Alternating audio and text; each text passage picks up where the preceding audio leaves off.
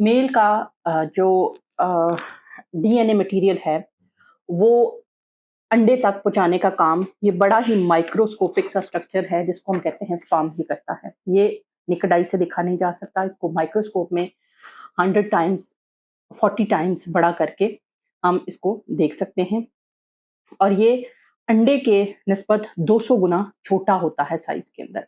अब इसमें देखा जाता है तो ये इसका हेड है, ये इसकी नेक है और ये इसकी टेल है।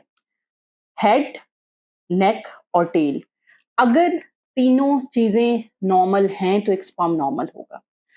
अब इसमें देखने की बात यह है कि इस हेड के अंदर अल्लाह ताला ने जेनेटिक मटेरियल को हाईली फोल्ड करके इसके अंदर रखा है। हालांकि इसके अंदर क्रोमोसोम 23 ही हैं, लेकिन इसका साइज अंडे की निस्बत 200 गुना छोटा है। तो आप अंडरस्टैंड कर सकते हैं इसके अंदर साइटोप्लाज्म ना होने के बराबर होता है।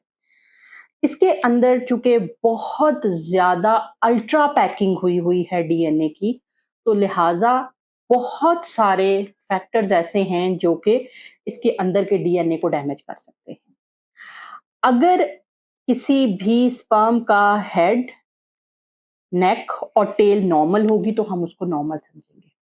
अगर हेड की शेप खराब हो जाती है, नेक बहुत कमजोर या बहुत एक्स्ट्रा थिक हो जाती है और टेल की लंबाई छोटी या बड़ी हो जाती है, तो ये स्पर्म अंडे से मिलने के नेचुरली काबिल नहीं रहता है। अब इसको देखा, इसके ऊपर, इसकी साख्त के ऊपर सबसे ज्यादा जो स्ट्रगल रिसर्च की, वो एक क्रूकोर्स थीनर के नाम के साइंसदान ने की। उसने कहा कि जब तक 4% तक किसी भी मर्द के स्पर्म नॉर्मल नहीं होते, उसको नॉर्मल कंसिडर नहीं किया जा सकता। तो साइंसदान ने बहुत एक्सट्रीम लेवल के ऊपर स्टडी किया, मुख्तलिफ सैंपल्स, एनिमल सैंपल्स और ह्यूमन सैंपल्स में मॉर्फोलॉजी को यानी साख्त को स्टडी किया। तो उसने देखा कि बहुत सारे फैक्टर्स हैं जो कि स्पर्म की मॉर्फोलॉजी को अफेक्ट करते हैं। उसमें सबसे बड़ा फैक्टर जो उसने स्टडी किया, दैट इज स्ट्रेस।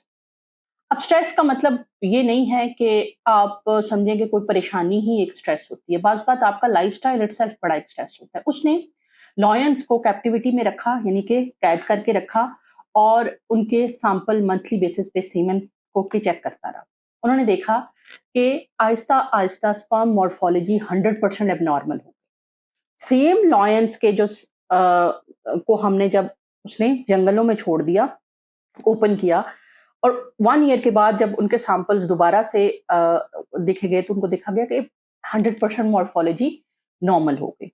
जब एक मेल स्ट्रेसफुल लाइफ गुजारता है, जिसमें कि स्ट्रेस का मतलब ये भी हो सकता है ओवरबर्डन, आप रात की 8 घंटे की नींद नहीं सो पा रहे, आपका खाना पीना प्रॉपर नहीं है, आप बहुत एक्सेसिव फिजिकल एक्टिविटी कर रहे हैं, या आप बिल्कुल फिजिकल एक्टिविटी नहीं कर रहे, आपकी बॉडी के ऊपर फैट डिपॉजिट हो रहा है, आपकी डाइट के अंदर कुछ ऐसी चीजें हैं जिससे आपकी बॉडी के अंदर फ्री रेडिकल्स बढ़ रहे हैं, जैसे for example deep fried food आ जाती है सबसे ज्यादा, फ्रेश फ्रूट्स एंड वेजिटेबल्स ना होने के बराबर हैं, आपकी बॉडी के अंदर केमिकल जा रहा है, चाहे वो अल्कोहल की फॉर्म में हो, चाहे वो स्मोकिंग की फॉर्म में हो, चाहे वो पोल्यूशन की फॉर्म में हो, या आप किसी मेंटल स्ट्रेस का शिकार हैं और उसके लिए कोई बहुत ज्यादा हैवी किस्म की मेडिसिन ले रहे हैं। ये सारी चीजें मेल के स्पर्म फैक्टर को मुतासर कर सकती है। जेनेटिक बहुत छोटा रोल प्ले करती है। हमारे पास सबसे पहले जब पेशेंट आता है तो वो कहते हैं हमारी फैमिली में तो किसी को कुछ नहीं है, तो मुझे कैसे हो गया। हम कहते हैं लाइफस्टाइल। लाइफस्टाइल बहुत बहुत जरूरी है। आप क्या खा रहे हैं, आपका लाइफस्टाइल क्या है।